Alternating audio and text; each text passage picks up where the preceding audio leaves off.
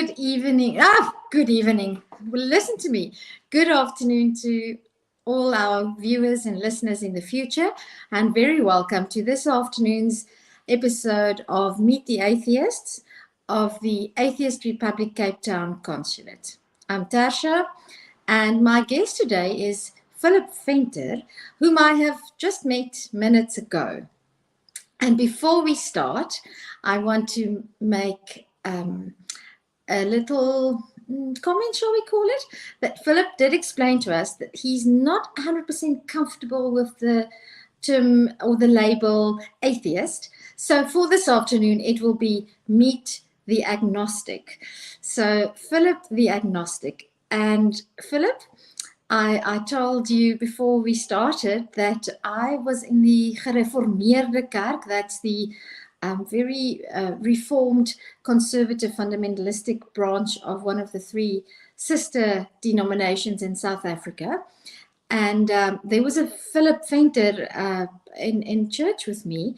Actually, it would have been very exciting if it were the same person, because he was older than I was, so we didn't know one another well. But the name Philip Venter is a dopper van. So the pet name for the Reformed members of the Reformed congregation is doppers, for those viewers and possible listeners who might not be familiar with our Afrikaans terminology. So Philip, tell us, how did you become the person you are today? Well, I grew up in the one of the other sister denominations. I grew up in the NG Kerk, the Dutch Reformed Church. My father is actually was also a dominee, and he's also a Philip Venter. So we are quite commonplace, I guess. Sorry. I'm saying your name is commonplace. I doubt that you are commonplace. Yeah, let's hope. Directly after school, I studied theology at University of Victoria. I studied a bachelor's in theology, a BTH, and then I did the MDiv, the Magister Divinitatis, and then I also did a master in theology. I worked for 1 year as a youth worker, which in effect meant unofficial church minister in Viljoenskroon in the Free State. And at the end of that year, I completely left I resigned my membership at the Dutch Reformed Church, and I also started studying law. And I have to interrupt you here, because so when I put up my hand, because there's always a little bit of a lag with these internet discussions. So when I touch my face or when I put up my hand, I would like you to finish your sentence, and then I'll ask you, because I have to ask you two things before you continue. Firstly, I'm very impressed with your qualifications, and I would like to dig into that. But I need a little bit more context. So would you be willing to tell us what year are we talking about? When did you finish your degrees, so that I can sort of place you in the historical context? Because I do think in South Africa that's quite important. Yes. Well, so I started with my BTH directly after matric. I wrote matric in 2007. I finished my BTH theology degree that would have been 2011, and then my MDiv, my Magister Divinitatis, that I finished in 2013. And directly after that, I started with my master in theology. I think I finished that by the end of 2016, and I actually double majored for I think 2 years, because I started studying law in the beginning of 2015. So you are very much a post-millennial. Is that what your generation would be called? Yeah, I think if I'm correct, I would be just about just some of the later millennials. I think I was born in '89, so yeah, just about the later millennials, I think. Okay, cool. Now you know, like so. Oh, and there Philip has. Oh, he's back. Fantastic. So this information is quite important because by the time you grew up, I think there was already quite a strong movement in the NG Church towards what I would call the more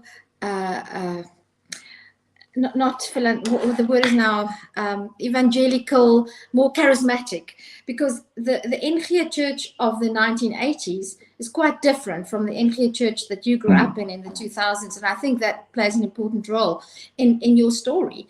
So now I would like you to tell us a little bit about what made you, after only 1 year in ministry, because you were basically a youth minister. So was there a particular event? Did you have any doubts before you went into ministry? I mean, obviously the academic side of a degree in theology, I can see that that's interesting because you do a lot of Bible scholarship. And I'd like to make a note that it would be fantastic if we could talk about that later on. But I'm very keen to hear, how did you go? You said 1 year, you were a youth pastor for 1 year? And yeah, well, youth is technically a youth worker, but for all intents, for all intents and purposes, it could have been a youth minister for 1 year. I don't think there was any like, if I can call it like a sledgehammer moment for me. Like, I think everything was more gradual for me. I was always when I studied as well, I was always more progressive in my thoughts. Even when I was still very much a Christian, I never really had problems with the with concepts such as evolution and whatnot. That never really bothered me. I was never really opposed to any of that in any way, shape, or form. But I think in that year. And it's very important that you also say that the churches tended to want to go into that more evangelical sense, and it's actually the reason they do it is because going into that way, they are now competing with the more charismatic churches, and with that you get numbers, and with numbers you obviously get power and money. But so I was when I came into that position. The group before me was they called themselves the Tiks, and they were like a youth. Yeah, I also had the same reaction. So they were like.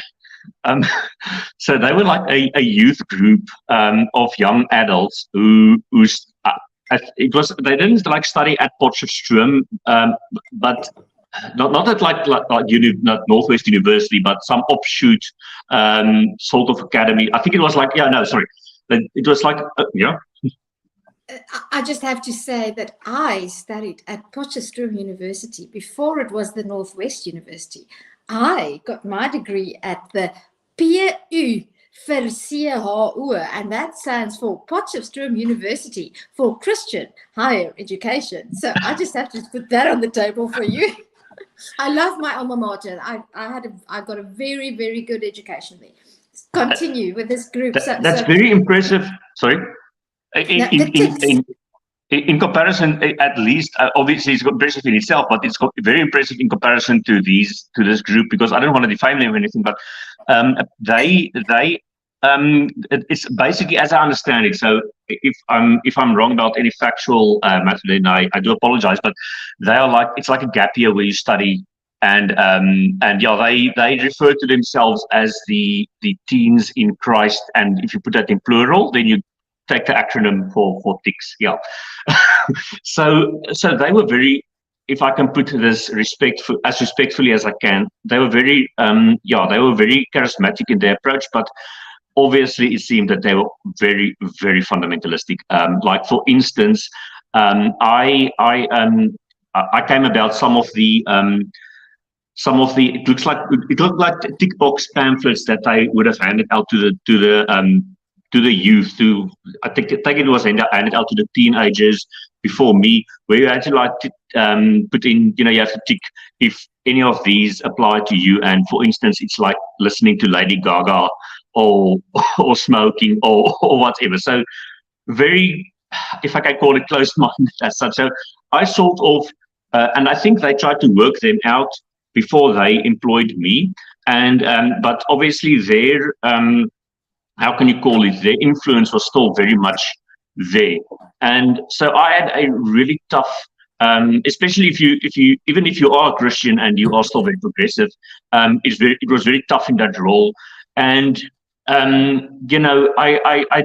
didn't endure from the church itself, from like the main church minister, or some of the committees. I didn't really endure anything that I can take as being, that they treated me in a massively unfair way or anything. But in general, what I saw from from much of the community, and I'm not saying all of the people as such, but what I saw in that year, I think, was that many of your, and that is where where much of my contention with the church lies, is with these what do you call them? The committees within the church, within the churches, and the leadership, the little structures within the churches, which not always, but are often comprised of people that don't have a proper understanding of the of the text. I'm not saying we all do, but they usually or quite often have a very fundamentalistic understanding of that. And I realized that in the church itself, you're not gonna, how can I call it? Everyone, I think, and I think most theology students go into the church with this feeling that they are going to, or this mindset that they are going to make some sort of difference. They are going to make some sort of progress. Whether that is to have people more think more open-mindedly, or be more accepting of other people, accepting of other demographics, and so on and so forth. That's not, you're not going to achieve that, because they don't want that. The only thing you're going to do is you're just going to work in that system, and you're not going to make any progress. If so, it's going to be minute, and it's not going. It's in any case, it's not going to make a difference. I think a major example of this is in the NG Kerk, the Dutch Reformed Church, is their whole approach to the LGBTQI plus community, where it almost, just as I was leaving, it almost seemed like there was a glimmer of hope in their stance regarding the LGBTQI plus community. But what we have seen now is that they go from one side to the other, to one side to the other. At the moment, I don't think anyone really knows, unless you're perhaps in that church, but I don't know what their stance on the LGBTQI plus community now is. So I don't know what difference they actually made, what progressive difference they made in terms of that. And yeah. I just want to, for our listeners' sake, especially if we might have some international listeners or people who are not familiar, even South Africans who are not familiar with the influence of the Dutch Reformed Church in South Africa. I think it's an important piece of history. I mean, even people, the age of my youngest son is 16. My oldest children are 20 and 21, and they didn't grow up in the church, obviously. But I don't think young people, and with young people, I mean anybody from 16 up to maybe even 25 today, know the impact and the influence of the Dutch Reformed Church in South Africa. So I want you to, because I'm sure that one of your subjects must have been church history, very briefly, in maybe 5 minutes, just talk a little bit to the massive influence on politics and society that the Dutch Reformed Church had in South Africa and in shaping the society that you and I still live in. And that the reason I want to talk to that is because of the LGBTQ things that you mentioned. I think the Dutch Reformed Church has mostly moved beyond racial differences, and I think they've realized that the cost of being a racially motivated society is very high. But I think that, and I'd like you to speak to that, the Dutch Reformed Church holding on to discrimination against LGBTQ people have actually supplanted what the race issue was in the 1940s, 50s, 60s, and 70s. What would you say to that? And it's just important history that of the church as an organization that I think needs to be exposed a little bit. Yeah, I think the best way to sort of view the Dutch Reformed Church, how their stance on the LGBTQI plus community, I think it can be viewed through the lens of what their stance and influence was in apartheid. I actually my master's master's dissertation was on this very topic of homophobia, actually. So it did touch on this stuff, and I know one of my sources actually called homophobia in Africa of Africa's last apartheid in that way. So yeah, no, I think and again, I do hope I don't represent any fact falsely here. So, and if I do apologize. But broad strokes, viewing it in terms of apartheid, I think our society is very much how it was, maybe still to a, but at least how it still is a little bit, but much less so than it was.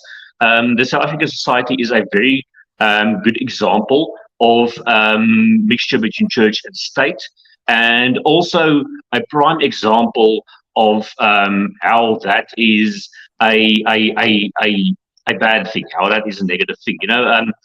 Apartheid in itself was the main biblical text. They actually justified apartheid through through an interpretation of Genesis 11, which is the story of the Tower of Babel.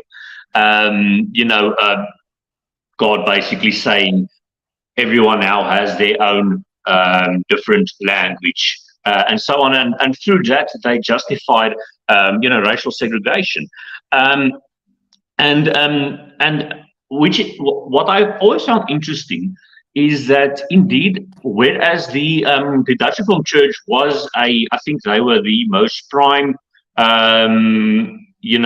influences from the religious side. Obviously, this in the Afrikaans community, the Dutch Reformed Church, I think, is by way the biggest, or was by way the biggest church, and they would also likely see to it that whoever was in power, whoever the president was at whenever stage, was likely influenced by them.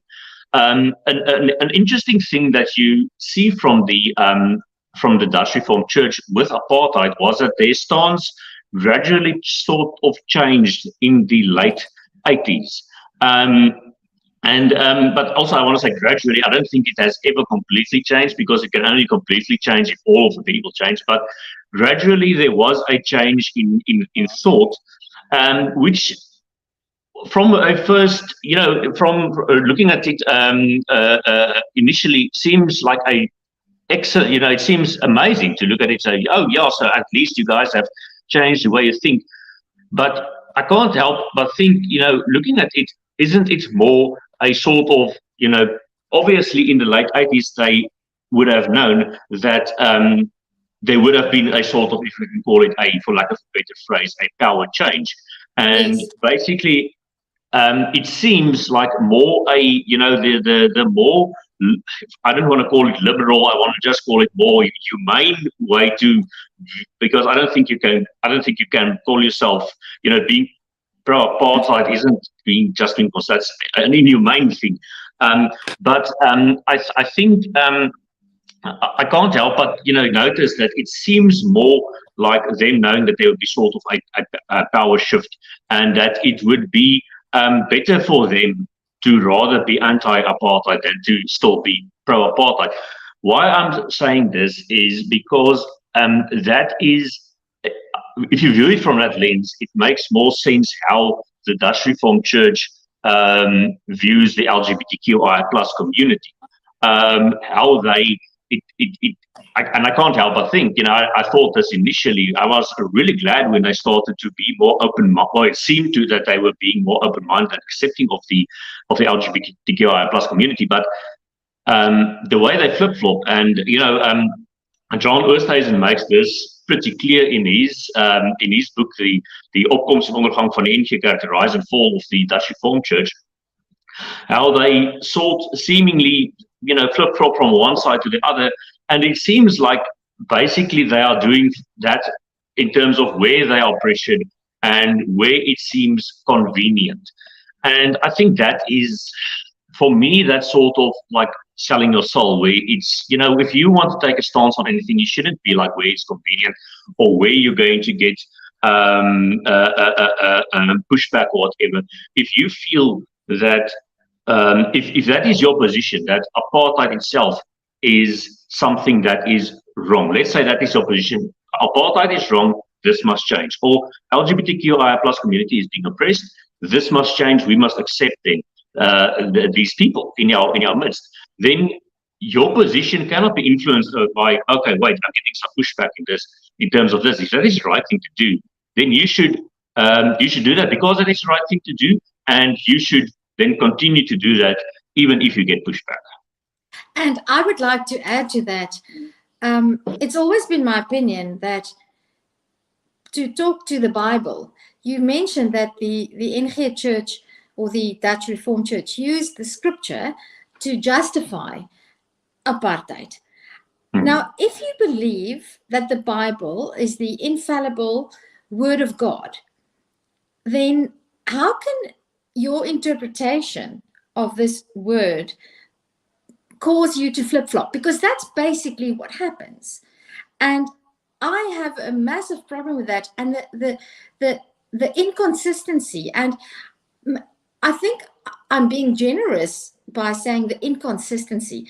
I actually think it's hypocrisy, because if you believe that the word of God is infallible, it's inspired by God, written by people, but inspired by God, and it's infallible, then if the Bible says it's a sin to be gay, then you have, in my opinion, one of two choices. Either, if you believe the Bible, you have to accept it's a sin to be gay and you will go to hell. You are an abomination in God's eyes, and that's just the way it is. Or you have to say, well, then I don't want to believe in the God and the Bible has to be wrong. You can't have it both ways. I can't see how you can go with, I believe the Bible, but I condone, or I'm pro LGBTQ. I can't see how you can mesh those two ideas. I think the cognitive dissonance caused by such attempts is it's dishonest, and I think ironically, I think it harms the church in the long run. Although I'm very much against the Bible, yes, I am against the Bible. I think the Bible should not be interpreted as a work of, it's a work of fiction. It's a very important book, and I love the Bible, but we cannot live our lives according to the rules set by the Bible. It would be preposterous. So I want to put that out there, and I think that you and I would probably agree on that. So yes, that's the Dutch Reformed Church, and as you said, they had a massive influence in South African politics and social life. Do you think that the Dutch Reformed Church will split, have a schism, over the LGBTQ issue eventually? Or has it Yeah, already happened? yeah, it seems more likely than not. Personally, and I don't, and I have to put, I have to be absolutely as honest as I can be. I don't really follow the Dutch Reformed Church all that much anymore. But I think personally, I think they might split between what I would maybe call more. I don't want to call them liberal and conservative because I would actually call it accepting and non-accepting people. I think that's a more appropriate terminology. But I personally, I think that, and it's a possibility that the Dutch Reformed Church will split. I think it might even be a little bit naive to say they might only split into two groups. It might be even more. Personally, I think the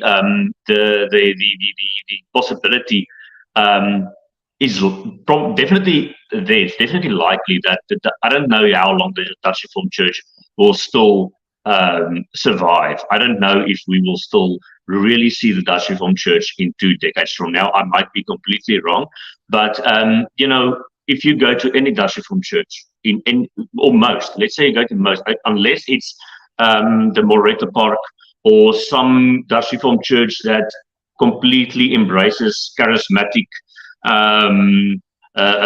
liturgy and whatever, in all likelihood, you would see a pretty empty church, and you would likely see, sporadic church attendance, and probably by members over the age of 16 and plus. So 16. I would say 60.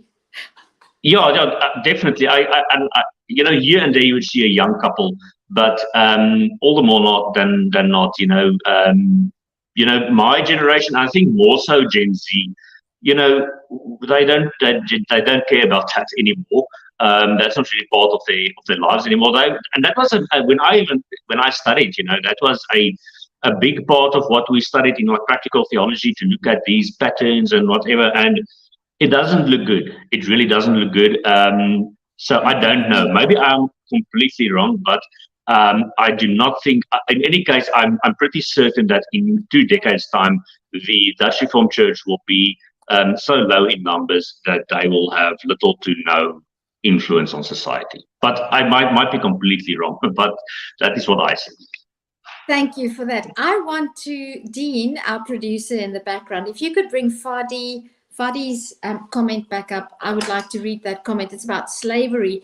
So sorry, I have to put on my glasses. Fadi Shihadeh, how can you love slavery? I mean, how can you condone? We don't even have to talk about loving slavery. Thank you for that comment, Fadi. We appreciate it. It's not a bit about loving slavery. It's about accepting a book that condones slavery. Yes. I don't see. Then we haven't even spoken about LGBTQ issues. So what you just said,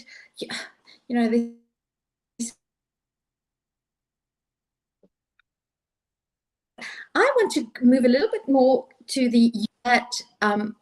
and I agree with you. I live in Worcester, and the Gereformeerde Kerk is just around the corner, literally around the corner from my house. And if I walk past there on a Sunday morning, the other Sunday morning, it was during the service, there were 5 cars, of whom 2 came from Robertson.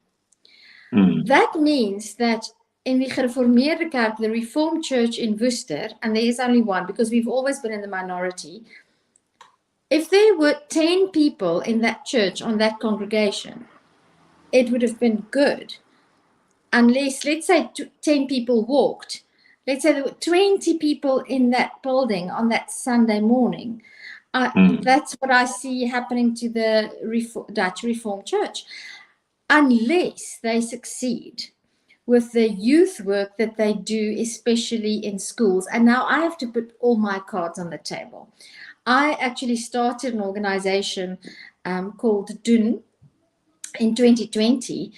And in 2021, I made the focus of my nonprofit to, I don't want to say fight, because I don't want to fight, to prevent the weaponization of school grounds by the church, especially the Dutch Reformed Church with their youth ministries, because everybody knows that if you can capture them young, you have a captive audience. And if you have a school of 800 learners and you tell them to congregate in the school hall for an assembly, and you have a youth pastor there who's very dynamic and very inspirational, then you can hook those kids. And that is something that I would like you to talk about, because I am of the opinion that as our schools, as our constitution declares, and legislation around the schools and how schools are run, especially I'm talking about public schools, that shouldn't be happening. And it's happening in our schools every day. And if you had gone on to become a pastor or a youth minister, then you would have probably been one of the people who would have hated me, because I would have tried to take you on for sermonizing and evangelizing young people in schools. So I would like you to talk a little bit about youth ministry, whether you think it's good or bad, how it should be done, if at all. I think it shouldn't be done. I think there should be critical thinking seminars in schools. I think school assemblies should be absolutely religiously neutral. What's your opinion on that? Yeah, that's actually, I wasn't too big on sermonizing when I was still doing this in schools. I did do a few how do you call it, school hall openings, but also that was really sporadic. And I think that's a encouraging critical thinking is something that should be taught from early on. If they, I think at best, and I don't even know if that is a good option, but at best this should be like an optional thing at schools. I don't even know if that is even because in the same breath you can then also say, why isn't it an optional thing that there is an Islam class or whatever? And then, are you going to really spend resources on having a optional, how do you call it, teacher or whatever, that teaches Christianity, and one that teaches Islam and whatever else? Personally, I don't think this is something that should be. I always had an issue with this. I don't think this is something that should be. Schools are for, and I was, except for doing the odd opening now and then, I even at that stage, I was, I'm also of the opinion that school is there for, I actually have but I have my own opinions on the whole, schooling approach. I think schooling in itself should be. I think this is something we see in South Africa, and maybe this is from our background. But I think schooling should, begin from a starting point of encouraging children to think critically on various subjects, and putting Christianity in a school, especially in the way that it is handled, I would say more often than not, and I think that's also a very a very conservative way of putting it. But more often than not, is it amounts to indoctrination, and that is what you don't want. I think. Religion can still, if religion still has a place, that should be something that should be at best. I don't even want to put it as far as putting it extracurricular. If whatever church has their thing at whatever night, this shouldn't be like forced. And my whole issue with having religion in a school hall, what of the children that are there that aren't religious? What of the children there? What about that one child that is a Muslim in a school that is predominantly Christian? You can say, okay, yeah, we're not forcing this down, but you're forcing them to be there, and you actually are forcing it. Yeah. Yeah. Now you're forcing, and you're forcing them to act to hear that. They are going to go to their parents. Now their parents have to describe to them, and to put it but except, apart from just the indoctrination, let's say this was a youth message or a Christian message that took up 20 minutes. That 20 minutes could have been well spent teaching them science or biology or whatever.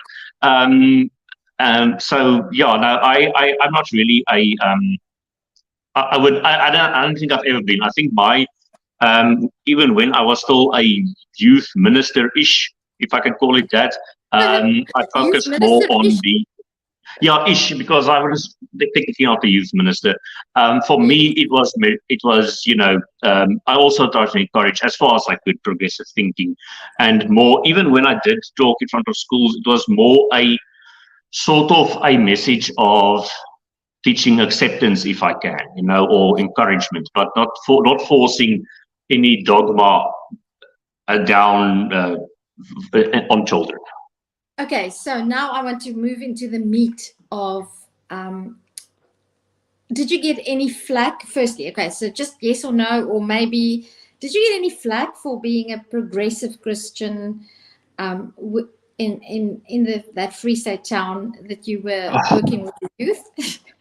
But not by all, not by all. It wasn't like the plot of Footloose.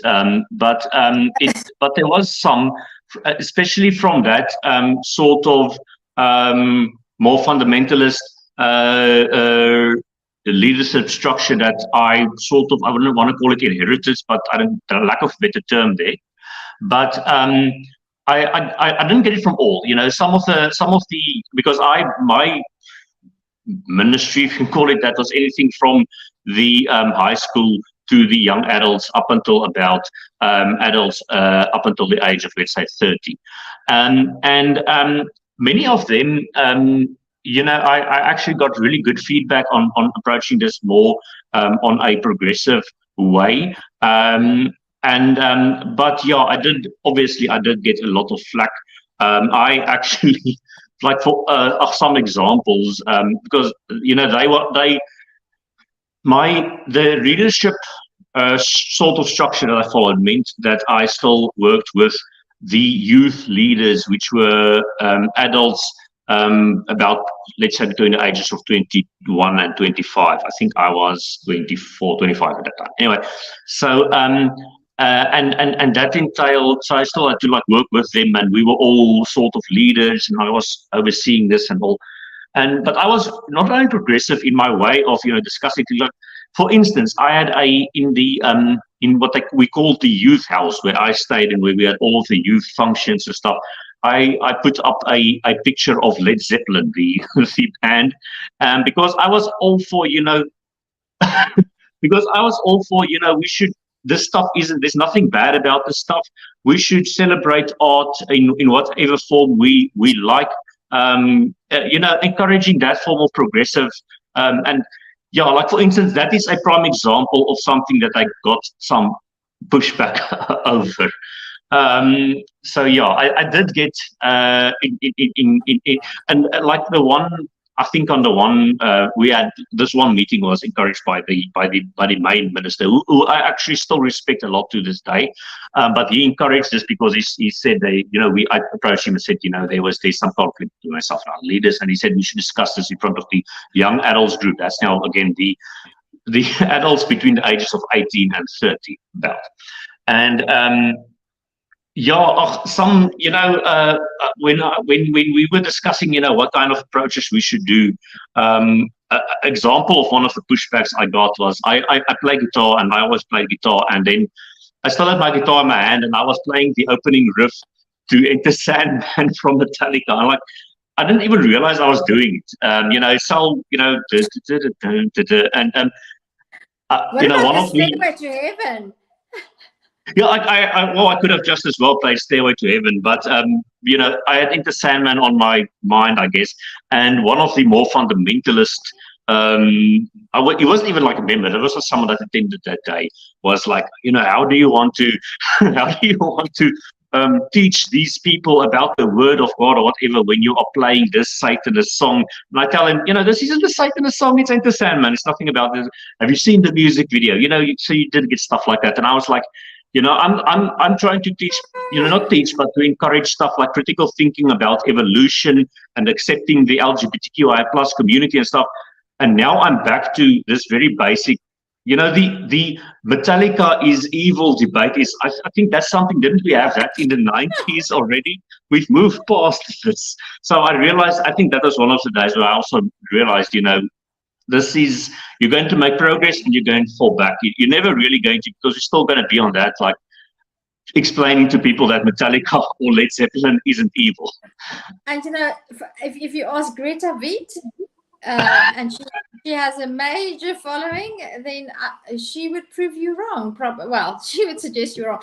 So, Philip, there's so much we can talk about, but I want to ask you about the Bible and your studies. So, obviously, you have an affinity for activism to support the LGBTQI plus community. You said that was what your master's thesis was in. But I want to ask you, so let's do a little bit of a rapid fire. Before I get into a very brief discussion, which is going to be difficult, about the difference between agnostic versus atheist and labeling. So for 4 to 5 minutes, I'm going to do a little bit of rapid fire. So I'm going to ask you, was Moses real? Probably not.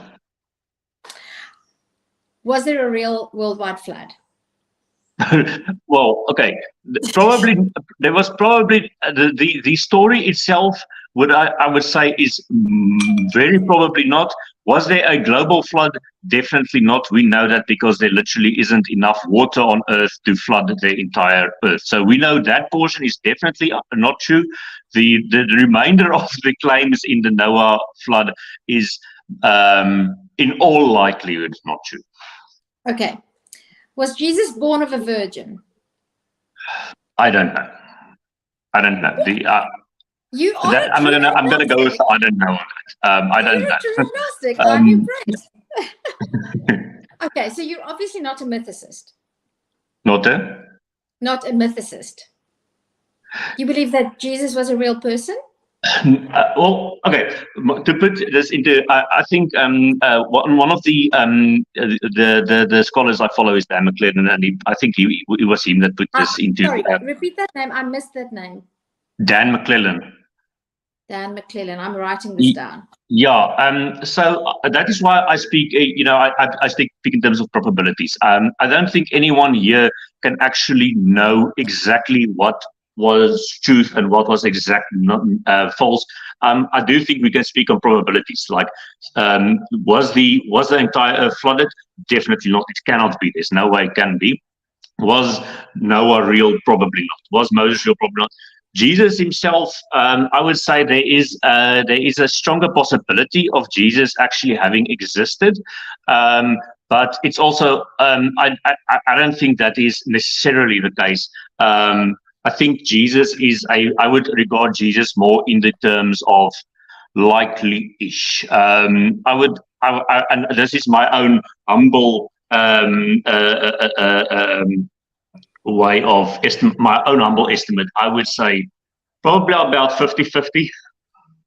Your own opinion as an agnostic, and we support and appreciate your honesty. Okay, so what about Jesus' miracles? So, do you think Jesus walked on water?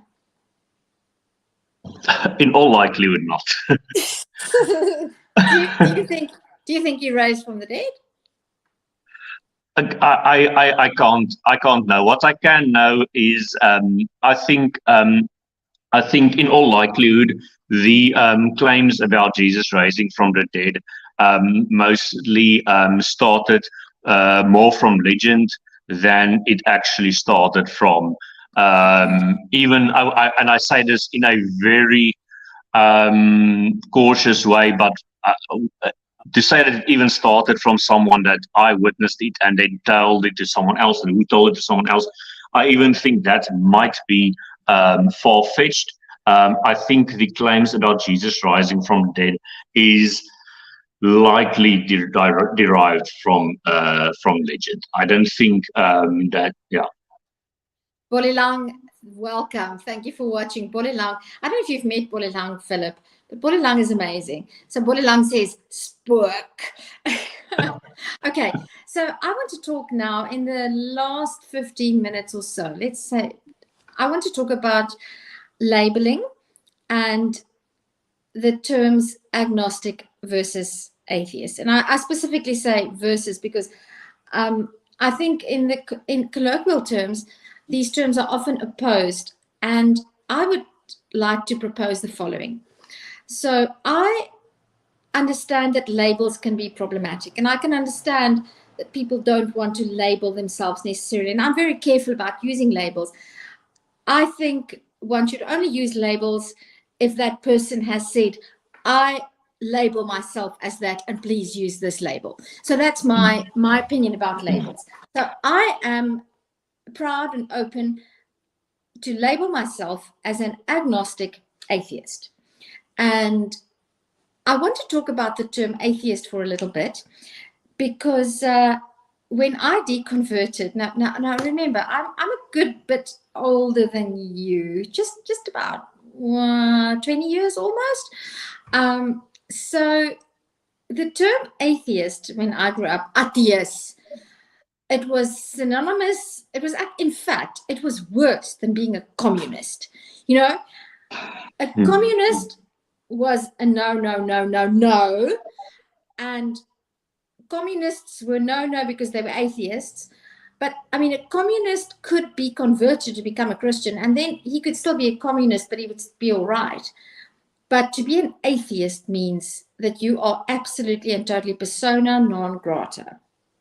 So the connotation that I grew up with for the word atheist, I mean, I don't think it was like a swear word. To call somebody an atheist would be like calling them a pig or a dog.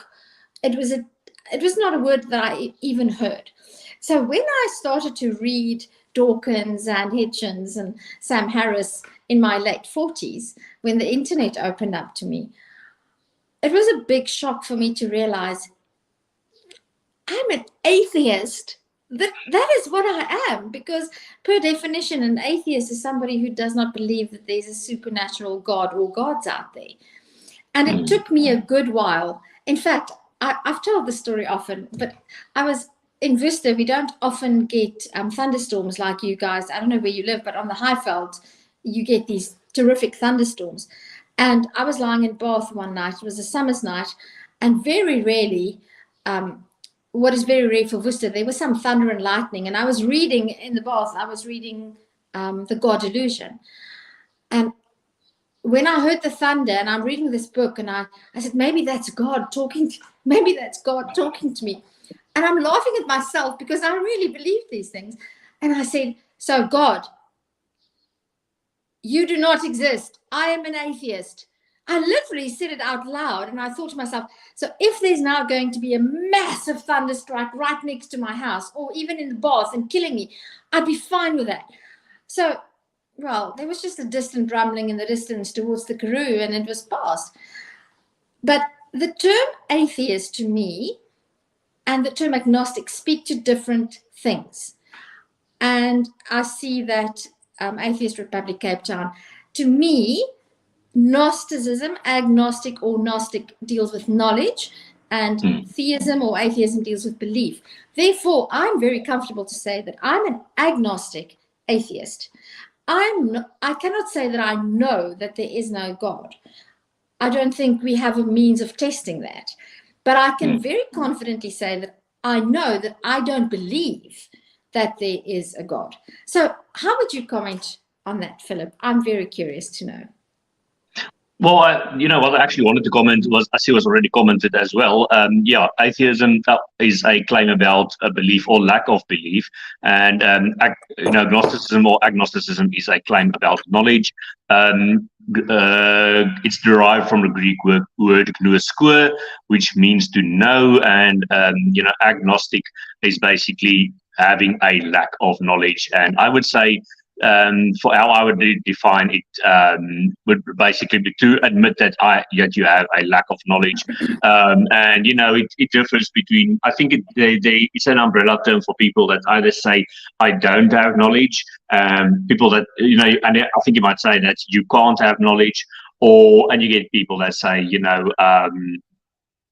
I don't care if I can have knowledge or not. But yeah, it's definitely not a claim about what you believe or what you don't believe.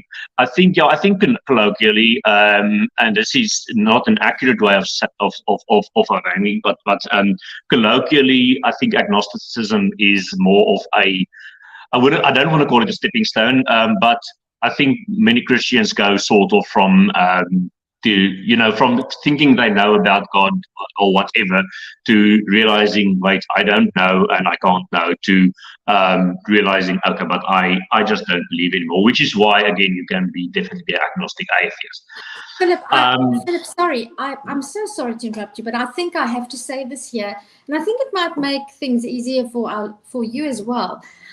I've often been very vehement about people who call themselves agnostic, but I've just changed my mind. In this instant, as we were talking, I changed my mind about that, because I was thinking to ask you, is it possible to be agnostic about what one believes?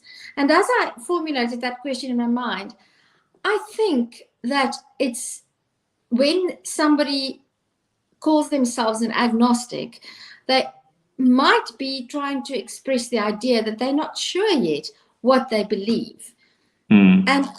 And that's, some people are just not yet comfortable telling them, acknowledging to themselves, or they're not sure that they really don't believe in God. Because if you grew up immersed in that, it can be a very jarring thing to acknowledge to yourself, I don't believe God exists. So would you say that might be something that many people are struggling with, where you literally don't know what you believe about God? So when you call yourself agnostic, you're actually saying, I don't know what I believe about God at this moment in time. Yeah, I think that is where I don't want to say that's where I completely find myself, but I think that is, in general, that might be, like for me, for instance, I haven't completely made, and it might happen that I do that in the future, but I don't think decision yet to decide for myself that I now completely believe that there is nothing out there. And when I say, I don't mean like the Christian God, I mean like whatever, whether it is, and I say this humorously, so please don't attack me in comments, but even if it's like some sort of extraterrestrial being or whatever, I don't know. But how I view it, and I don't know if all agnostics would agree with me, but how I view it is that what I do know is, I saw this in some of the comments, the stuff about slavery, the stuff about the ethical, the moral compass of the Bible, I know objectively cannot be that of an ethical God. That is what I know. I know definitely that there is no way to rationalize or to justify Numbers 31, Deuteronomy 20, verse 10 to 18, and so on. There's no way to justify the Bible's condemnation of slavery. There's no way to justify that. So I know that if there is a being out there, and I'm not saying there is, there might not be, but I do know that that being cannot be moral as claimed by Christians today. The claim as found in the text does not. It's contradictory to the tradition. You cannot say this is a loving God and a moral God if that is stuff like that. So what I do know is that if there is something else out there, and I'm not saying there is, but if there is something else out there, necessarily our the texts that we have claiming his or her or its existence necessarily points us in whatever wrong direction. So if there is something out there, then I don't think that we have anything concrete that is correct about that. Whether we have now, whether we will ever have, I don't know. But yeah, I do note that I think these days I do tend to also lead more to agnostic atheism than to agnostic theism. So yeah. Fantastic. Thank you so much for your honesty and your easy, fun conversation. You will pick up that I'm beginning to close our conversation because I keep an eye on the time and we have about 5 minutes left. So in the next 5 minutes, I would just like to say thank you so much for your generous time. And I would like to have you on again because there's some biblical things that I would like you to discuss with our viewers. So I'm quite well versed in the writings of Bart Ehrman, but because of that, I would like to have a discussion with you where we just talk about studying theology, what it's like to study theology in South Africa. And I have a hypothesis that I would like to test with you, since you were in the belly of the beast. I know because of my interests in philosophy and theology, and because of my activism as to encourage normalizing of atheism, agnosticism, and questioning, I'm quite well versed in what theological students learn at university, especially the academic universities like the University of Pretoria. And I also did spend some time, I won't say what we did always, but might have had a few boyfriends who studied theology many years ago back at the PU for CHE. So I do have some ideas. And after my deconversion, and after many interactions with many ministers, dominees, goeie oudtydse dominees, I find it very difficult to believe that you can take your degree and your academic studies in theology seriously and come out believing that the Bible is the Word of God. So I'm leaving this little bit of a bombshell, if you want to call it that. That is my hypothesis. I think that you have to, if you're a serious and intellectually honest student of theology at an academic university, learning about the Bible, learning Hebrew, learning Greek, like I presume you did, which makes you very smart, by the way. I would just like to say that because, yeah. I wasn't the best student of ancient languages. I must put that out there. I struggled with Greek and Hebrew. Well, being the best is nothing. Just being good enough to pass is something you should really you can own that. So that's my hypothesis, and I'm putting that out there to all the ministers, al die dominees, oud en jonk. I would like to invite them all to join us in this conversation. I'm putting this out there. I want to hear an explanation of how one can remain a fundamentalist, Bible believing in the inerrancy of the Word of God without having to do incredible mental gymnastics and suffering from cognitive dissonance on a grand scale. So, Philip, on that note, we are on 59 minutes and 7 seconds, and I am very fast running out of power on my phone, and we have load shedding. So I would like to thank you very much for your generous time. I'm hoping that we'll have you on again. I hope you enjoyed it as much as I did. Thank you to Faisal. Thank you to Bolelam for your comments. Thank you to the Atheist Republic Cape Town for hosting our show, and for Dean being in the background, organizing everything. I've had a ball. What about you, Philip? I enjoyed it a lot. Thanks so much for having me here.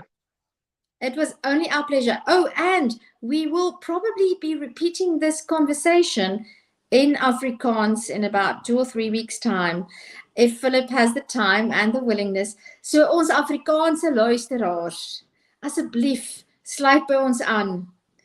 Totsiens, Philip, baie dankie. Praat weer met jou. Totsiens.